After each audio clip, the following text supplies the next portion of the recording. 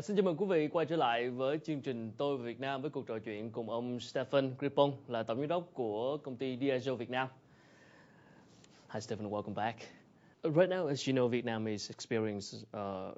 is undergoing a very, kind of slow down economy. So would that affect your business?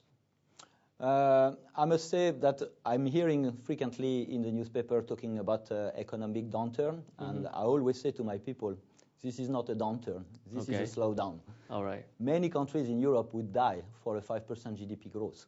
Okay. So it's clear that 5% is less than what we had in the past, which was 7%, and 5% is not what Vietnam needs. Vietnam needs probably 7% and more.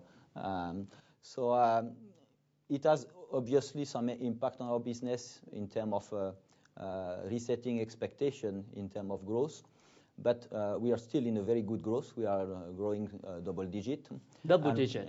Yeah, absolutely. Wow, and we that's see that the potential of the market is still there. So we are just preparing for the high tide. Okay. So right now it's close to the end of the year. Would that mean a busy season for you? Because it's going to the party season. Absolutely. Festival. A big part of our business is in the Tet festival period. The Lunar New Year. The Tet, okay. And we have already a very strong start. We have already introduced our gift box to our customers.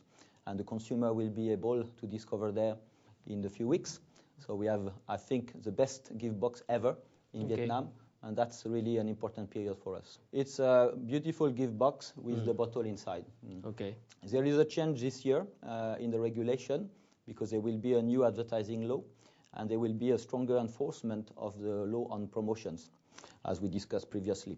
So this year our bottles will be in a beautiful gift box, but we will not have any glassware on the side. So practice such having glassware on the side of a bottle are not prohibited. Okay.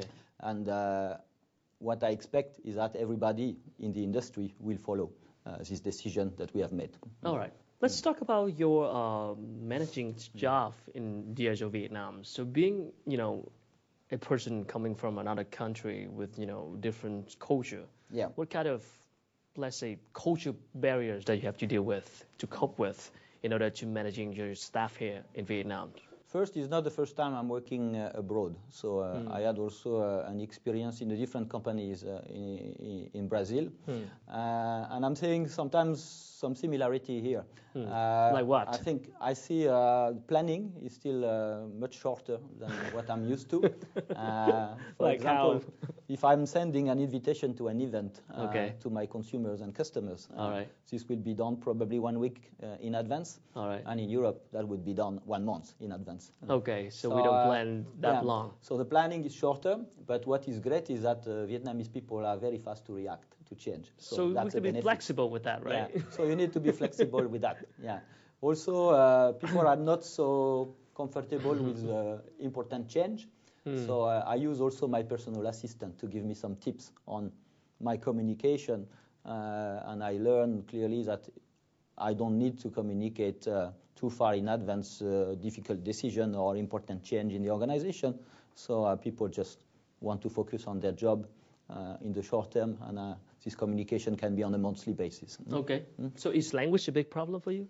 Yeah, language is challenging because I can't say I have put a lot of efforts to learn Vietnamese.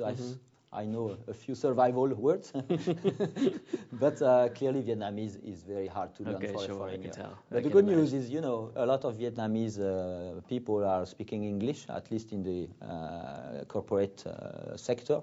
Sure. And I have always somebody around me to help me with translation. So. Is there any particular reason that they chose you for the job, for the position in Vietnam? Well, in big companies, when you are assigned to a country, it's basically based on your capabilities and your performance from the past.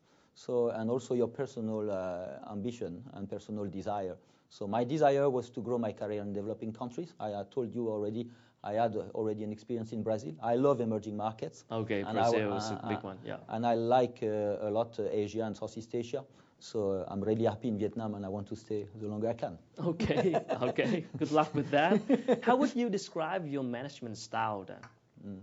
I would Are you describe an easy myself. boss or really, strict boss and People say that I'm hands-on, so hands-on, practical? I'm very practical, Okay.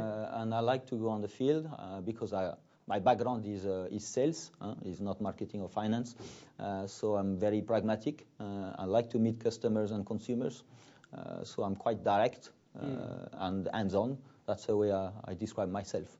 And simple, because I like simplicity. All right, we're going to love that. Let's get back to the product a little bit. So, I know your companies have actively involved in the, let's say, corporate social responsibility with many, many programs and activities. And one important program is the Water for Life. Yeah. Could you kind of describe a little bit about that program? So water, as any drink company, is an important element of our industry. And you know that whiskey in Gaelic, it means water of life. So we have a program worldwide that is to ensure that water supply is neat, is clean, and that population will have access to clean water. So this is something we have started in Vietnam, in Ninh Thuan, which is where we are registered. And this is also the driest region, one of the driest regions of Vietnam. So we are committed for many years to give access, particularly to schools, to children, to clean water. And every year I'm going there to hand over some water systems. So are you planning to expand that program in order to further more provinces or just Ninh Thuan? Well, we are committed to Ninh Thuan. This is our homeland, so we'll continue to invest in Ninh Thuan. But we are not doing only water of life in terms of a program for communities. We are also doing a lot of things related to our industry.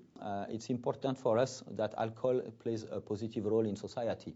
And so we are fighting drink and drive. And we are conducting program to fight drink and drive. So responsible drinking. So, for example, we are conducting educative program for bus drivers in order to educate them on absolute no consumption of alcohol.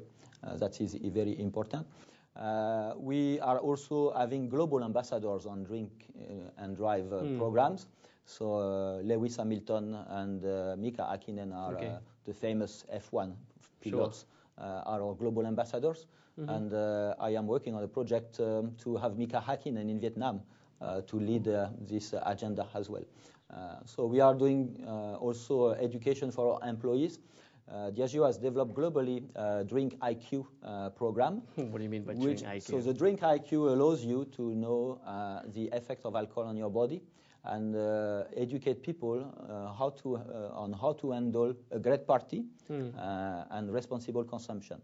Okay. So, for example, we are teaching people to make water widely available when they have a celebration or a party. So that's something that we are promoting. So all our employees are going through the Drink IQ because we believe that our employees should be the ambassadors of responsible drinking. Sure, Drink IQ. Very interesting. All right, thank you. So you can go online on Drink IQ. All right, thank you for sharing. Let's take a break and we'll get back with that. Okay, thank you. Thank you. Thưa quý vị, vừa rồi là phần 2 với cuộc trò chuyện cùng ông Stephane Gripon là tổng giám đốc của Diageo Việt Nam. Mời quý vị giải lao trong ít phút trước khi quay trở lại với phần cuối chương trình.